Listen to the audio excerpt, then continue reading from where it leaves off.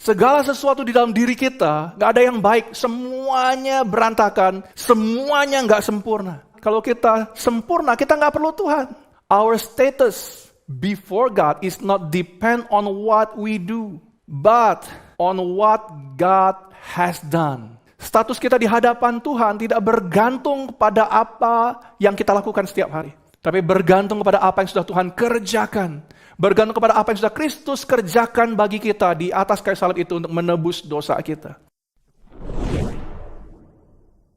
Saudara, sekitar 10 tahun yang lalu, waktu saya masih pelayanan di kota asal saya di Palembang, ada seorang rekan bercerita kepada saya, bagaimana dia punya seorang teman yang dalam pelayanannya adalah seorang Kristen. Rajin ke gereja setiap minggu, dia menikmati kehidupannya bersama dengan keluarganya, lalu tiba-tiba temannya ini berhenti ke gereja sama sekali.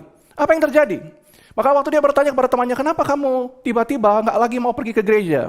Lalu temannya itu cerita, setiap kali dia pergi ke gereja, sebenarnya dia merasa semakin gagal sebagai orang Kristen. Setiap kali pergi ke gereja, dia merasa ada banyak sekali pressure, ada banyak sekali hal yang membuat dia merasa gagal sebagai orang Kristen. Dia mendengar khotbah, harus lakukan ini, harus lakukan itu, harus lakukan ini. Tuhan tidak suka kalau kita begini, begitu, A, B, C, D. Setiap kali dia pulang, dia merasa semakin stres. Nah ini ada nih orang begini nih ya. Setelah ke gereja, setelah dengar firman, bukannya dapat kelegaan, tapi justru semakin stres. Karena dia merasa gagal sebagai orang Kristen. Karena dia merasa imannya sama sekali tidak menolong. Karena dia merasa semakin tidak sempurna justru karena mendengar firman Tuhan. Saudara, ini yang mau kita sama-sama belajar di dalam selama 4 minggu ke depan. Ini adalah sebuah isu yang dihadapi oleh banyak orang. Apakah saudara waktu mendengar firman, mendapat kelegaan atau justru mendapat tekanan dalam kehidupan saudara? Apakah waktu kita bertumbuh dalam firman Tuhan, waktu kita mendengar firman, waktu kita membaca Alkitab kita, apakah kita menemukan kekuatan atau justru merasa bersalah karena banyak hal yang belum kita lakukan? Untuk menjawab pertanyaan ini, saya sangat excited memulai seri khotbah yang baru ini. Seri khotbah yang baru ini akan menolong kita untuk berbicara, berhadapan langsung dengan ketidaksempurnaan kita. Dalam seri khotbah ini, kita akan belajar memahami bahwa setiap dosa, kegagalan, kejatuhan, bahkan kejahatan yang kita lakukan, sebenarnya adalah bagian yang tidak terelakkan dari kemanusiaan kita. Dosa, kejahatan, kegagalan kita, kejatuhan kita adalah bagian yang tidak terelakkan dalam kehidupan keseharian kita karena kita adalah orang berdosa. Nah, seri khotbah ini diberi judul Imperfect. Berangkat dari sebuah buku, diadaptasi dari sebuah buku yang berjudul The Imperfect Disciple. Murid yang tidak sempurna. Ditulis oleh seorang yang bernama Jared Wilson. Dia seorang penulis, seorang pengkhotbah, pemberita Injil yang luar biasa. Dan dalam buku ini dia bercerita dengan satu keyword saja. Sebenarnya ada satu keyword saja dalam buku ini yang dia bicarakan, yaitu adalah apa? Yaitu kasih karunia, anugerah, grace. Kalau ada topik kedua yang dia angkat berkaitan dengan grace adalah bagaimana grace, bagaimana anugerah Tuhan itu berelasi dengan our imperfection. Bagaimana God's goodness, God's grace berkorelasi dengan ketidaksempurnaan kita sebagai manusia. Saudara, dalam buku tersebut kita belajar menemukan bahwa grace adalah sesuatu, anugerah itu adalah sesuatu yang memang Tuhan maksudkan untuk orang berdosa, untuk kita yang tidak sempurna. Grace is something that's special, God's designed specially for messy people just like every one of us. Anugerah adalah apa yang Tuhan berikan khusus bagi kita karena kita adalah orang berdosa. Saya ingin tekankan hal ini dengan mengatakan kalimat yang berbeda. Saya ingin menekankan hal ini dengan berkata bahwa kalau tidak ada yang namanya dosa, kalau dosa tidak ada, maka anugerah sama sekali tidak diperlukan. Do you get it? Grace is actually something that exists side by side with our brokenness. Anugerah adalah sesuatu yang hidup berdampingan, yang ada tepat di samping ketidaksempurnaan kita. Due to our sin, grace is everything that we need today and for our eternity. Karena dosa yang bercokol di dalam diri kita, anugerah adalah apa yang kita perlukan hari ini, setiap hari, kemarin, hari ini, besok hari. Kita perlu anugerah Tuhan setiap hari dan untuk kekekalan kita. Sebagai manusia berdosa, seberapapun kita berkata, saya komit ikut Tuhan Yesus. Kita berkata, saya komit Tuhan, saya mau ikut kebenaran Tuhan, saya mau hidup dalam kebenaran firman Tuhan. Faktanya adalah kita semua bergumul dengan dosa. Benar bukan? Kita semua bergumul dengan dosa setiap hari. Semua kita sama. Setiap kejatuhan dan dosa kita yang kita lakukan, setiap kegagalan, umumnya membuat kita merasa seperti apa? Sebagai orang Kristen, bahkan agama apapun saudara, kalau kita berbuat dosa, kita takut akan Tuhan. Dosa, waktu kita jatuh dalam dosa, membuat kita merasa bersalah. Membuat kita merasa gagal. Membuat kita merasa ragu akan iman kita. Benar nggak imanku ini udah benar sama Tuhan? Benar nggak Tuhan itu sayang? Benar nggak Tuhan itu peduli? Benar nggak Tuhan akan terus mengampuni dosaku? Kita selalu bergumul ketika firman Tuhan yang kita sudah komit lakukan harus berhadapan langsung dengan kedagingan kita. Waktu firman Tuhan berhadapan head to head dengan natur keberdosaan kita, umumnya yang terjadi lebih banyak apa saudara? Lebih banyak kita melakukan hal yang benar atau hal yang jahat? Kebanyakan kita melakukan dosa lagi dan lagi. Kita mendengar firman Tuhan, Tuhan berkata, ampunilah. Kita mendengar khotbah, berikanlah pengampunan bagi orang yang menyakiti hati kamu. Berapa kali Tuhan? 70 kali 7. Ampuni terus-terusan seperti aku mengampuni kamu. Tapi kita, pada kenyataannya kita merasa sulit mengampuni. Tuhan berkata kepada kita, beri, give generously. Kita komit hari Minggu, sudah dengar khotbah, saya mau beri untuk Tuhan. Tetapi kita masih susah mengingkari keinginan kita, keakuan kita, kenyamanan kita. Kita tahu pentingnya firman Tuhan dan doa. Namun kita kesulitan melakukannya secara konsisten dalam kehidupan kita setiap hari. Itu yang membuat mungkin ada banyak orang, mungkin ini yang saudara rasakan, bahwa mendengar banyak khotbah justru membuat kita merasa gagal sebagai orang Kristen. Mendengar banyak khotbah justru membuat kita merasa stres. Membuat kita merasa semakin bersalah di hadapan Tuhan. Kita rindu punya iman untuk memindahkan gunung. Namun kita mudah sekali khawatir. Hari ini kita rindu punya iman yang memindahkan gunung. Iman percaya bahwa Tuhan bekerja luar biasa. Tapi hari ini waktu kita batuk pilek sedikit, tenggorokan rasanya nggak enak, stres sudah karena takut kena COVID.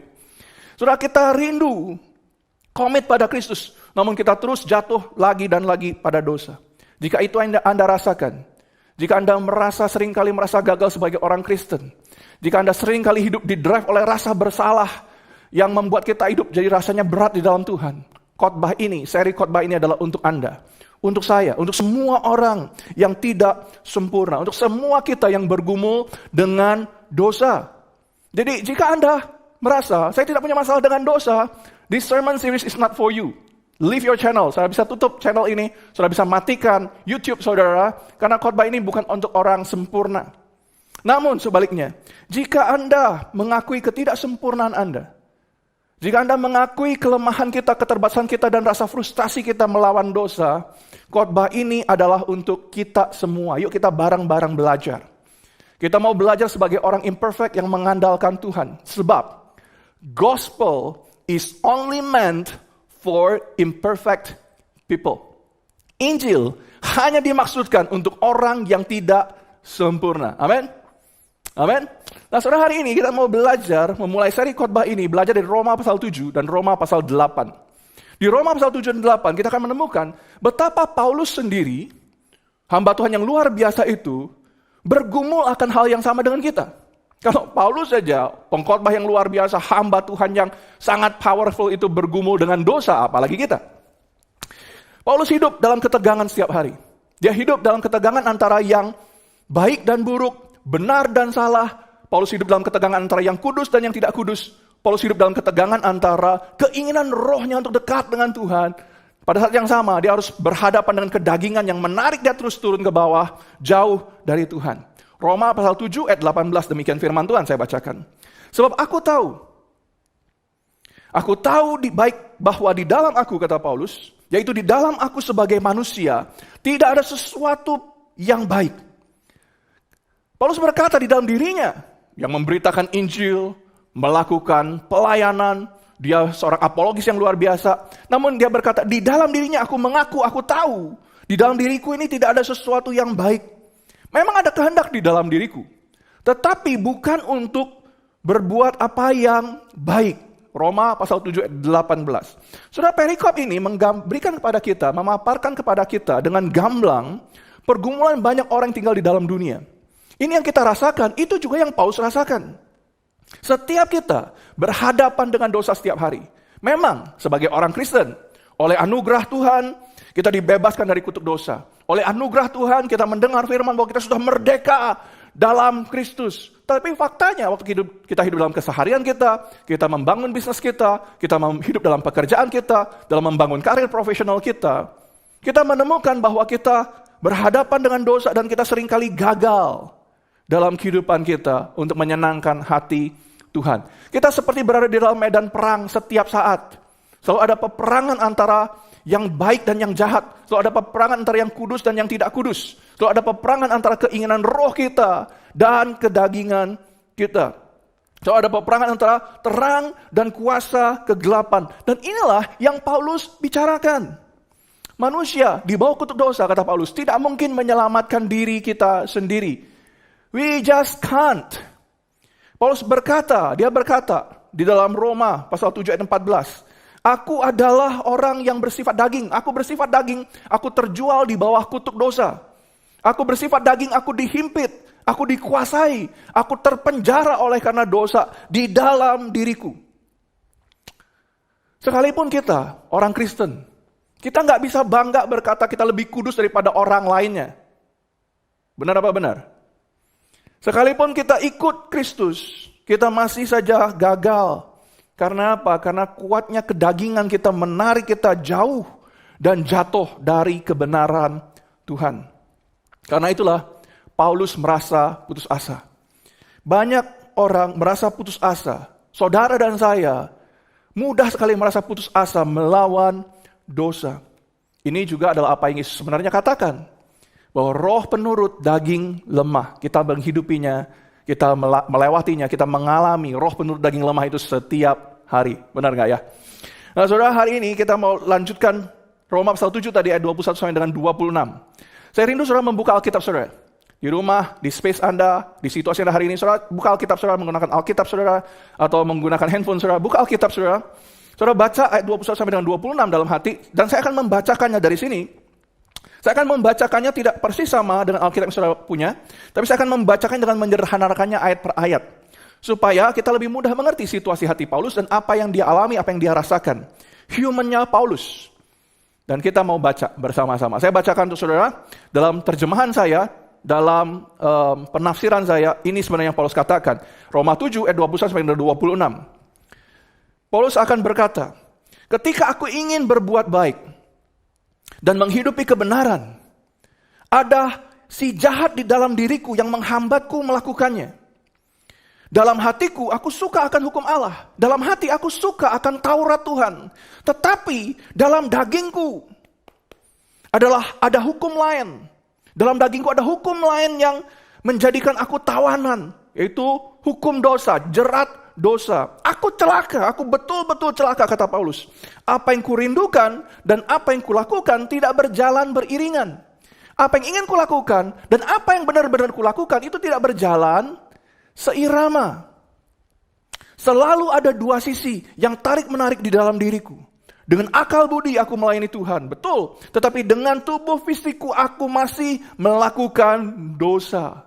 Aku celaka, betul-betul celaka. Siapa yang bisa tolong? Siapa yang bisa melepaskan aku dari tubuh maut ini? So, apakah Anda bisa merasakan ketegangan, tense yang Paulus alami? Apakah saudara bisa relate dengan rasa frustrasi yang Paulus tunjukkan dalam ayat-ayat ini? Aku celaka, siapa yang bisa tolong aku? Siapa yang bisa bebaskan aku dari tubuh maut ini? Problemnya adalah pada tubuhnya. Rohnya penurut, rohnya mau ikut Tuhan. Roh kita juga sama, bukan? Setiap kali kita dengar firman Tuhan, kita semua pengen jadi orang yang lebih baik. Setiap kali kita dengar firman Tuhan, kita diteguhkan, kita mau menjadi semakin serupa dengan Yesus. Roh kita mau, daging kita selalu menarik kita ke bawah. Dan itulah yang Paulus juga alami. Ada nada frustrasi karena dia gagal dan gagal lagi. Ada nada frustrasi karena kegagalan demi kegagalan yang dia alami. Saya merasa Paulus seperti merasa dia mau lepas keluar dari tubuh fisiknya yang berdosa itu, supaya dia bisa 100% hidup oleh rohnya. Tapi kan nggak mungkin. Kan nggak mungkin. Semua keterbatasan dalam tubuh fisik kita masih akan bersama dengan kita sampai akhir. Tapi dari Paulus, kita menemukan sesuatu untuk kita belajar bersama-sama. Menarik sekali lagi, menemukan bahwa Paulus, seorang rasul, seorang pengajar, seorang theologian, sebagai seorang apologis, seorang missionary yang luar biasa, mengakui terang-terangan rasa frustrasinya waktu berhadapan dengan dosa. Siapa kita? Siapa kita yang merasa hebat dan bisa 100% baik setiap hari? Paulus, dia jujur sekali mengakui bahwa roh dan dagingnya berjalan gak seirama. Tidak ada yang Paulus tutupi di situ.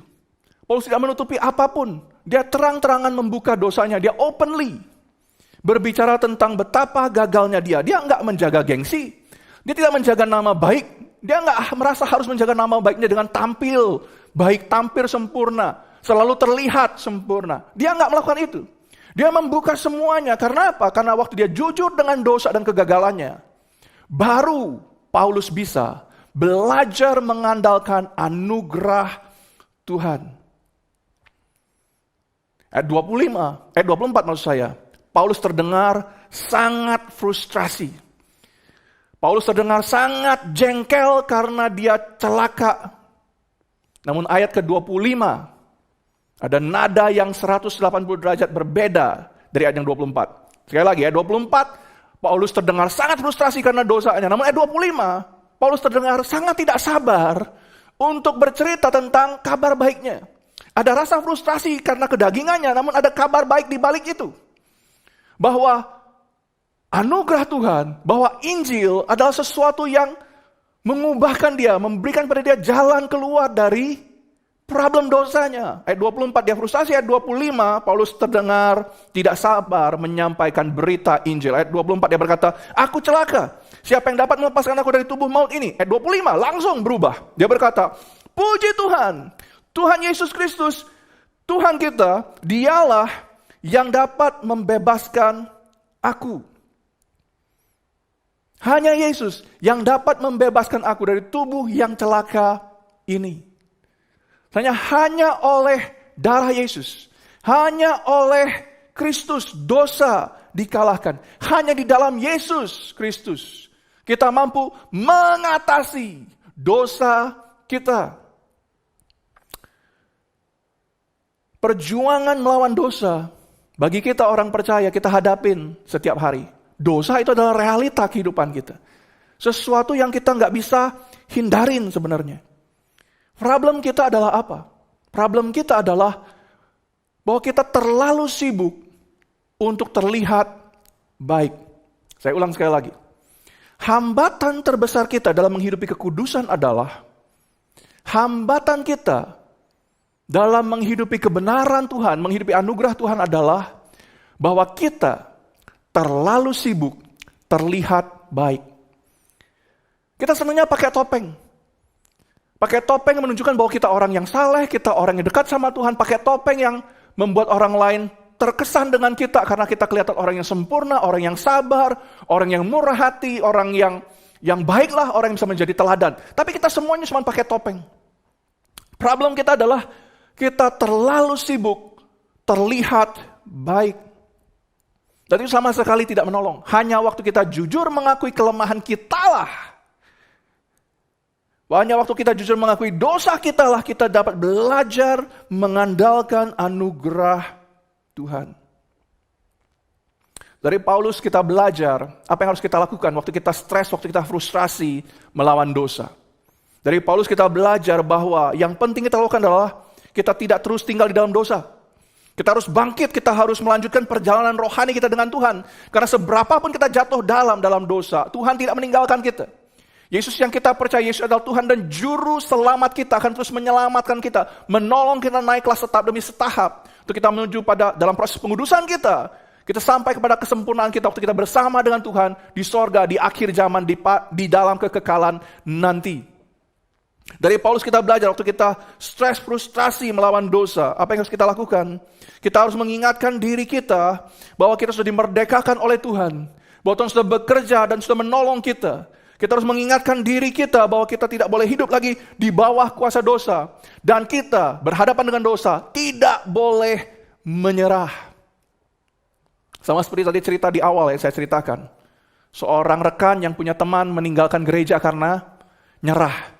Karena merasa kalah. Dengar khotbah stres lalu tinggalkan gereja. Rasanya hidup lebih gak perlu tambahan stres ekstra. Tapi Paulus berkata, menunjukkan kepada kita, dalam berhadapan dengan dosa, jangan menyerah. Waktu dia merasa frustrasi melawan dosa, apa yang Paulus lakukan? Paulus berseru. Paulus mengklaim kemenangan Tuhan. Paulus mengklaim janji Tuhan. Paulus mengklaim keselamatan dalam Tuhan. Dia berseru, syukur kepada Allah oleh Yesus Kristus Tuhan kita. Aku diselamatkan. Dia mengingatkan dirinya, dia mengklaim janji keselamatan dari Tuhan. Syukur kepada Allah oleh Yesus Kristus Tuhan kita. Saudara, berapa banyak di antara kita yang hidup setiap hari didrive oleh tekanan karena dosa yang kita lakukan, yang kita selalu membuat kita selalu merasa gagal. Berapa banyak, apakah Anda hidup setiap hari tertekan oleh beban dosa Anda yang membuat Anda merasa tidak layak di hadapan Tuhan? Apakah Anda hidup setiap hari berusaha melakukan kebaikan hanya karena didrive oleh rasa bersalah akan dosa yang Anda lakukan hari kemarin? Kemarin aku udah jatuh dalam dosa berat. Hari ini aku mau hidup lebih kudus di hadapan Tuhan. Hari ini aku mau hidup karena aku udah gagal. Aku merasa bersalah sama Tuhan, maka hari ini aku harus hidup lebih baik. Berapa banyak di antara kita yang hidup didrive oleh rasa bersalah kita? Didrive oleh penghakiman yang kita katakan pada pikiran kita sendiri. Didrive oleh penghakiman yang iblis bisikan di telinga kita. Berapa banyak di antara kita yang hidup dalam tekanan dan pergumulan akan ketidaksempurnaan kita seperti ini. Saudara, jika Anda hidup di dalam penghukuman, rasa bersalah dan judgmental yang Anda katakan kepada diri Anda sendiri, Anda harus dengan firman Tuhan dalam Roma 8 ayat 1 sampai dengan 3, ayat 1 sampai dengan 2 yang berkata demikian. Roma 8 ayat 1 sampai dengan 2. Demikian firman Tuhan. Demikianlah sekarang tidak ada lagi penghukuman bagi mereka yang ada dalam Kristus Yesus. Sekarang nggak ada lagi penghukuman bagi mereka yang ada dalam Kristus Yesus. Ayat yang kedua, Roh yang memberi hidup telah memerdekakan. Roh Tuhan yang memberi hidup memerdekakan kita. Memerdekakan kamu dalam Kristus dari hukum dosa dan dari hukum maut. Ayat yang ketiga, ini penting nih, kita lanjutkan ayat 3 bagian A. Sebab apa yang tidak mungkin dilakukan oleh hukum Taurat karena tak berdaya oleh daging, telah dilakukan oleh Allah. Sederhananya, sebab apa yang tidak mungkin kita lakukan dalam kemanusiaan kita dan keberdosaan kita, yang tidak mungkin kita lakukan dalam ketidaksempurnaan kita, sudah Tuhan kerjakan bagi kita. Wow, luar biasa. Ayat itu dilanjutkan dengan kalimat, bagaimana Tuhan menyelamatkan kita dengan jalan mengutus anaknya sendiri dalam daging. Now you get it. Apa alasan Tuhan harus mengutus anaknya ke dalam dunia, putra tunggalnya, lahir sebagai manusia yang sama dengan kita. Lahir dalam daging. Inkarnasi Tuhan, kelahiran Tuhan, menjadi manusia adalah supaya dagingnya menjadi tempat di mana penebusan akan semua dosa kedagingan kita pada dirinya. Waktu Yesus naik ke atas kayu salib itu, yang percaya kepada Tuhan, dosa kita, kedagingan kita, kelemahan kita ditanggungkan pada tubuhnya, pada fisik yang tersalib, yang terkoyak, pada darahnya yang tertumpah. Semua dosa kita ditanggungkan dalam daging Sang Putra Allah. So, oleh salib Kristus, kita dibebaskan dari dosa. Nggak ada jalan yang lain. Roma terus mengingatkan kita.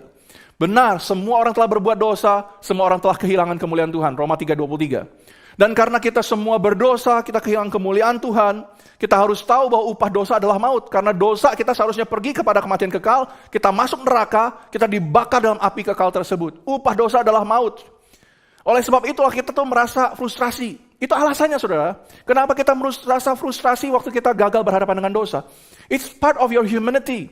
It's part of our human being, self. Kita punya kerinduan besar akan dekat dengan Tuhan, namun kedagingan kita menarik kita ke bawah. Dan kita berkata, aku celaka, beneran aku celaka, aku perlu seorang menolong aku. Dan kabar baiknya, Tuhan Yesus Dia datang ke dalam dunia untuk menyelamatkan kita. Roma berbicara banyak tentang kutuk penghakiman, celaka yang dihadapi oleh orang yang tidak mengenal Tuhan. Tetapi Roma mengingatkan kepada kita bahwa ada jalan untuk kita yang putus asa dan putus harap melawan dosa dan kita terus gagal.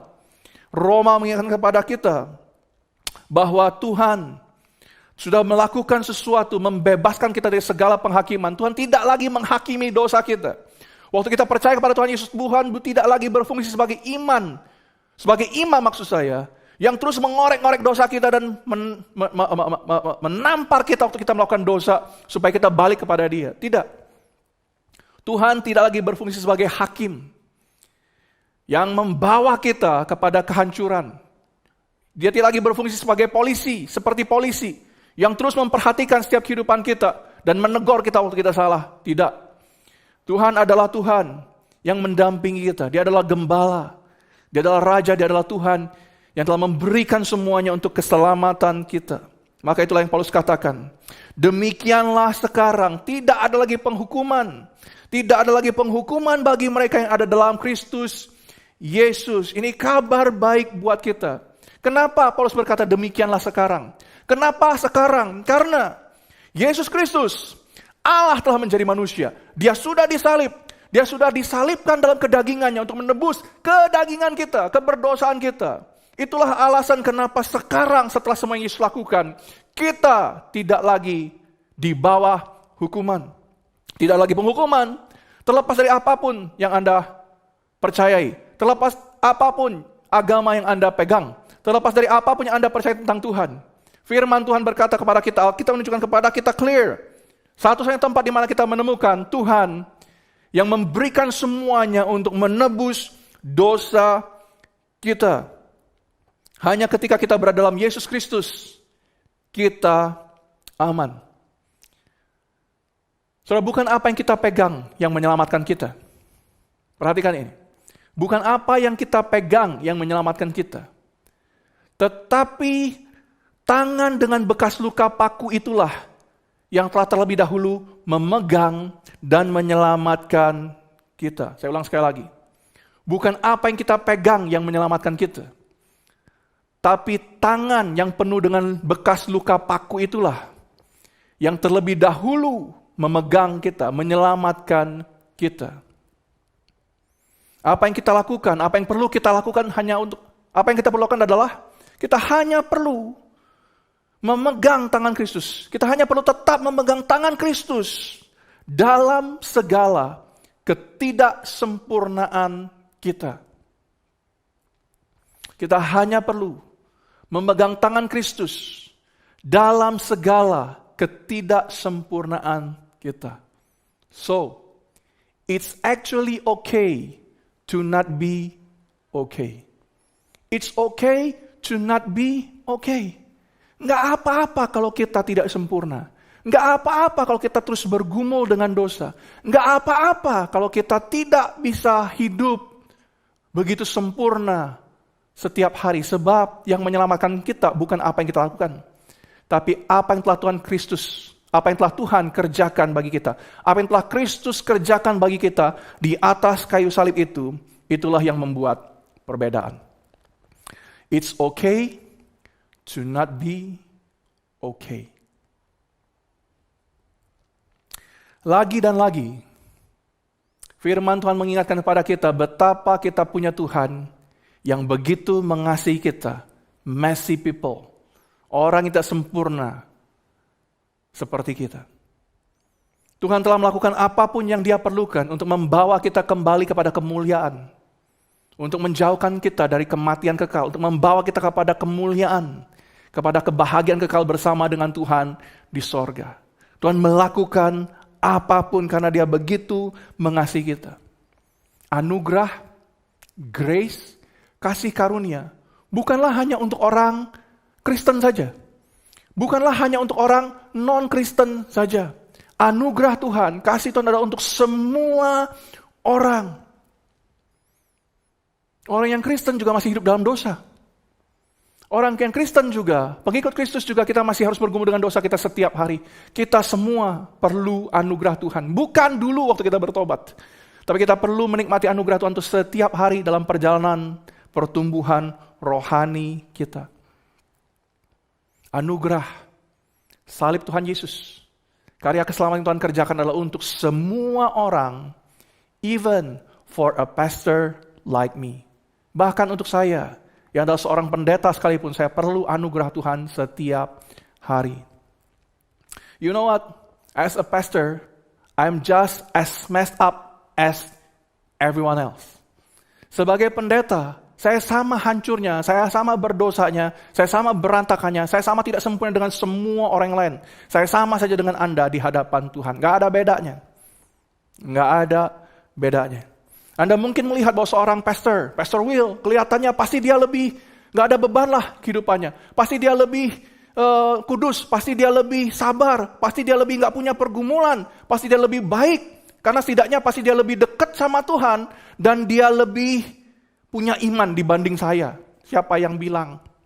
Siapa yang bilang? Nggak ada yang bilang. Kalau Anda mau tahu tentang siapa William sesungguhnya, Anda harus tanya dengan orang-orang yang terdekat dengan saya. Anda harus tanya istri dan anak saya.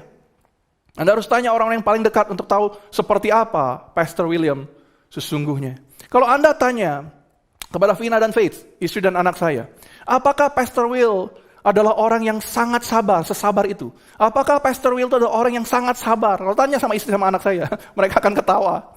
Mereka akan ketawa, mereka akan tanya kepada saudara yang bertanya, Anda mau jawaban yang serius? Yang beneran atau jawaban yang ditacap?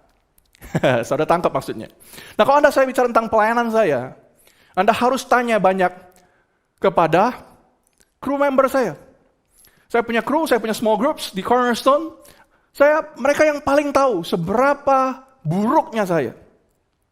Dalam pelayanan Anda harus tanya pada Cornerstone leaders, our directors, mereka adalah kru saya, mereka adalah my small groups, orang kepada siapa saya berbagi kehidupan. Kalau tanya sama mereka, para directors kita, Pastor Will apa sebaik yang tampil di screen setiap hari Minggu? Apakah Pastor Will itu memang sehebat itu, sebaik itu? Mereka akan ketawa juga. Mereka akan berkata kepada Anda, he is human, he is just human after all. Pastor Will ya cuma manusia, sama seperti semua kita. Kenapa? Karena sekali lagi, mereka yang paling tahu baik dan betapa buruknya saya. Saudara, orang-orang yang paling dekat dengan saya, istri anak saya, para directors, Cornerstone leaders, adalah orang-orang yang paling sabar terhadap ketidaksempurnaan saya, dan saya sangat bersyukur untuk mereka. Karena saya tahu betapa kesabaran saya bisa begitu tipis, betapa saya sering kali juga melukai orang-orang di sekitar saya. Saudara saya, apakah saya bergumul? Apakah saya berbeda dari orang kebanyakan? Tidak. Saya sama dengan Anda yang saat ini mendengar message ini di rumah. Saya sama tidak sempurna dengan Anda. Saya juga bergumul dengan dosa setiap saat. Saya bergumul dalam kehidupan saya hari ini. Saya bergumul dalam hal kesehatan saya.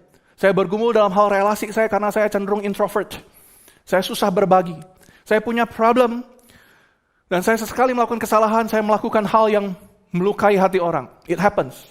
Saya nggak suka, saya sangat bergumul. Waktu saya jatuh dalam dosa. Tapi I just can't help it. Saya juga sama dengan Anda. Saya bergumul dalam situasi di tengah badai. Saya berada di badai yang sama dalam situasi pandemi hari ini. Saya menghadapi apa yang Anda hadapin. Saya berdoa dan mengandalkan Tuhan setiap hari seperti yang Anda alami. Apakah saya bangga dengan semua ketidaksempurnaan saya? Tentu saja tidak. Tapi saya melawannya. Saya bangun pagi setiap pagi, doa saya selalu sama. Setiap pagi saya bangun, saya berdoa, Tuhan berkati saya sepanjang hari ini. Saya hari akan ketemu Zoom meeting lagi 3 kali. Aduh, stres Tuhan. Ya, kita semua stres. Zoom meeting, lihat screen rapat, live screen.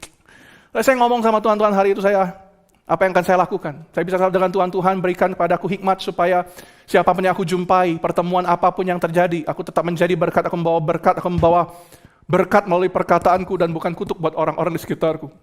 Setiap pagi saya bangun, saya berdoa kepada Tuhan supaya aku bisa memancarkan kualitas Tuhan dan tidak menjadi kutuk bagi orang lain. Berikan kepadaku kesabaran Tuhan, berikan kepadaku kesabaran. Karena apa? Karena saya tahu, karena Tuhan tahu betapa tipisnya kesabaran saya kadang-kadang. Apakah selesai? Tidak. Itu doa saya pagi. Setiap malam doa saya juga selalu sama. Setiap malam saya berdoa, Tuhan ampuni saya. Kenapa? Setiap malam saya berdoa demikian. Karena saya tahu Dalam 24 jam itu, ada saja kesalahan, kegagalan yang saya lakukan. Saya nggak bangga.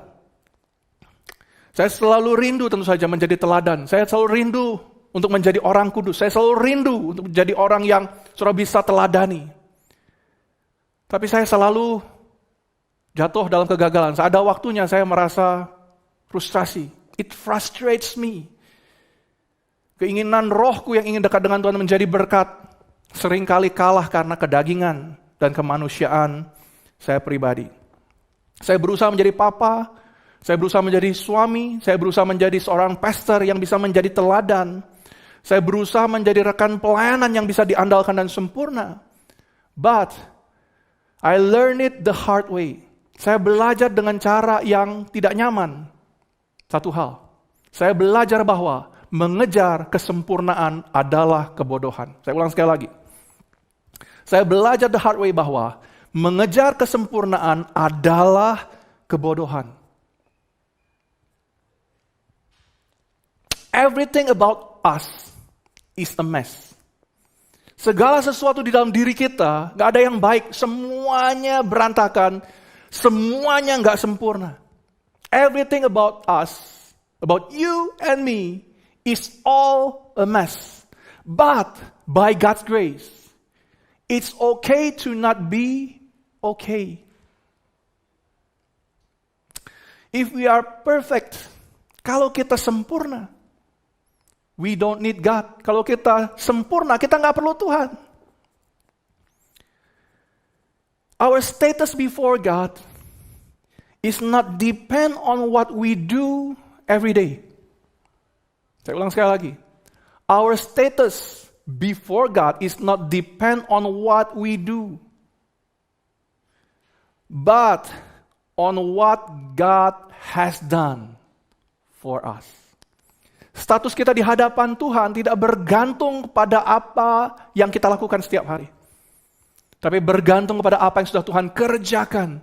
Bergantung kepada apa yang sudah Kristus kerjakan bagi kita di atas kayu salib itu untuk menebus dosa kita. Itu status kita. Itu yang menunjukkan kepada kita betapa Tuhan mengasihi kita. Dan betapa Tuhan terlebih dahulu telah merangkul ketidaksempurnaan kita. Saudara murid Kristus, kita semua yang menjadi orang Kristen. Murid Kristus seharusnya dapat menikmati perjalanan pertumbuhan rohani kita bukan didrive oleh rasa bersalah. Saya ulang sekali lagi.